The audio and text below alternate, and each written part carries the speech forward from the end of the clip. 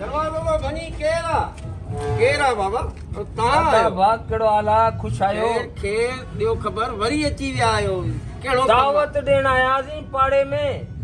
सॼे पाड़े खे दावत ॾिनीसीं दावत ॾियण आयो अचो अचो अचो बिस्मिल्लाह बिस्मिल्लाह अचो वाह वाह वाह अचो अचो जी बिस्मिल्लाह लॻे थो कोन थो तव्हां दावत खणी आया आहियो वाह वाह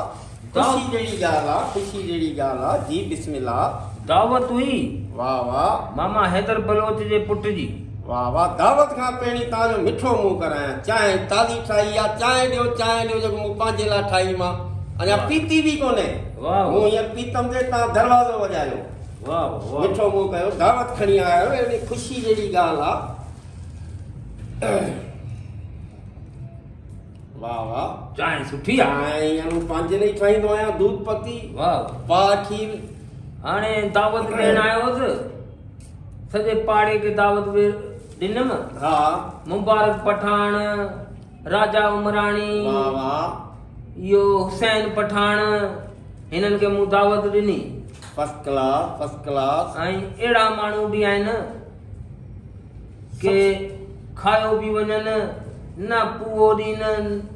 डेकोरेशन जूं प्लेटूं खणी वञनि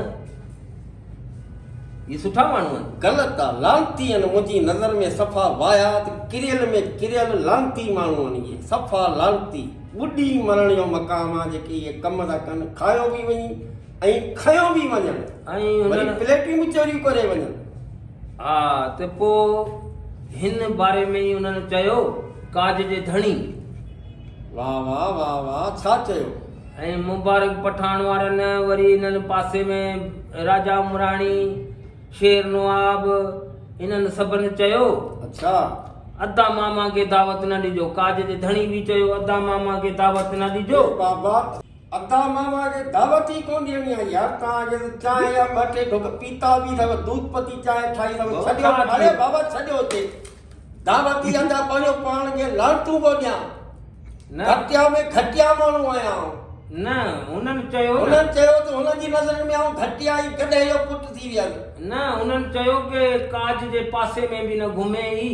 अल्लाह एॾो माना किरियल था सभिनी हुननि खे दावत ॾिनी आहे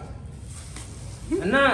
वरी बि अरे बाबा हली था वरी बि अरे 50 रुपए जी चांहि पी वियो आई बिना तोखे जे पाणी बि न अरे बाबा कार्ड खणी आयो आहियां हिकिड़ो कार्ड खणी आयो आहियां पोइ वे कंहिंजे लाइ खणी आयो वे वे वे उहो तव्हांजे पासे में आहे न हुननि जो आहे उथी हल छा थी वियो दावत ई कोन्हे हेतिरियूं ख़बरियूं चारियूं ॿुधाइण भेणा ॿुॾी उमिरि चांहियूं बि पी वयमि ठाही पंहिंजे लाइ हल